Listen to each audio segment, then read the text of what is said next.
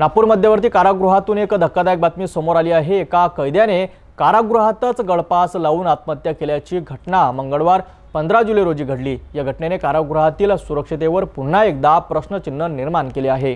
15 जुलै रोजी सकाळी 8 ते 8:30 वाजताच्या सुमारास नागपूरच्या मध्यवर्ती कारागृहातील छोटी गोल परिसरात एका कैद्याने आत्महत्या केल्याची माहिती मिळाली आहे। कैदी क्रमांक C8879 तुळशीराम लाकूड शेंडे वय 54 वर्ष, राहणार पवनी रामपुरी, जिल्हा गोंदिया असे आत्महत्या केलेल्या कैद्याचे नाव आहे। माहिती मिळताच सेंट्रल जेलमधील घटनास्थळी पोलीस अधिकारी पोहोचले। तपासणी केली असता रंगकाम विभागाच्या एका खिडकीला, जिथे कोणाचीही सहज नजर जाणार नाही अशा ठिकाणी तुळशीरामने आपल्या अंडरवेअरच्या इलेस्टिक सदृश्य दोरीने गळफास घेतल्याचे दिसून आले आहे। मृत तुळशीराम लाकूड शेंडे त्याच्यावर भंडारा जिल्ह्यातील एका पोलीस स्टेशनमधून खून प्रकरणी गुन्हा दाखल होता आणि त्याला शिक्षा झाली होती।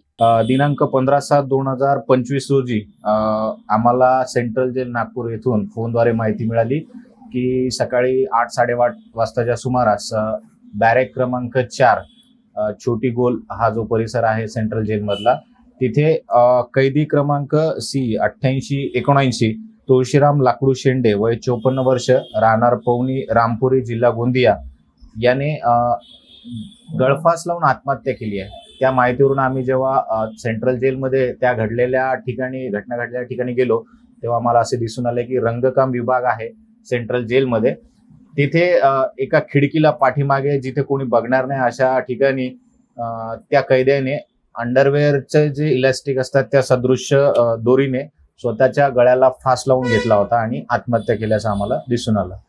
सदरचा कैदी हा भंडाऱ्यामध्ये एका पोलीस स्टेशनमध्ये 302चा गुन्हा त्याच्यावरती दाखल आहे आणि त्या गुन्ह्यामध्ये त्याला शिक्षा लागलेली होती आणि बरीचशी शिक्षा त्यांनी भोगलेली आहे। परंतु काही कारणास्तव त्याच्या पत्नीचाच त्याने खून केल्याच्या गुन्ह्यामध्ये तो शिक्षा भोगत होता आणि काही कारणास्तव त्याचं मानसिक संतुलन हे बऱ्याच दिवसापासून थोडंसं खालावलेलं असल्याची माहिती मिळाली आणि त्यामुळे थोडा डिप्रेशन मध्ये जाऊन कदाचित हे त्यांनी कृत्य केलं असावं। सदरच्या गुन्ह्यामध्ये आम्ही आता घटनास्थळी आमच्या वरिष्ठ अधिकाऱ्यांनी भेट देऊन पंचनामा केलेला आहे, त्याचा PM झाले, आज पोस्टमॉर्टम झालेला आहे। नातेवाईकांकडे आपण तपास करत आहोत त्याच्याकडे, आणि जे पुरावे आहेत जेलमध्ये CCTV असेल किंवा इतर काही साक्षीदार असतील, कैदी असतील त्याच्यासोबत राहणारे, यांच्याकडे आपण त्या अनुषंगाने तपास करत आहोत आणि आपला तपास चालू आहे। तर होती नागपूर मध्यवर्ती कारागृहातील कैद्याच्या आत्महत्येची बातमी। या घटनेमुळे कारागृहातील कैद्याच्या मानसिक आरोग्याकडे लक्ष देण्याची गरज आणि सुरक्षेची उपाययोजना अधिक कडक करण्याची आवश्यकता अधोरेखित झाली आहे। पोलीस या प्रकरणाचा सखोल तपास करीत आहे।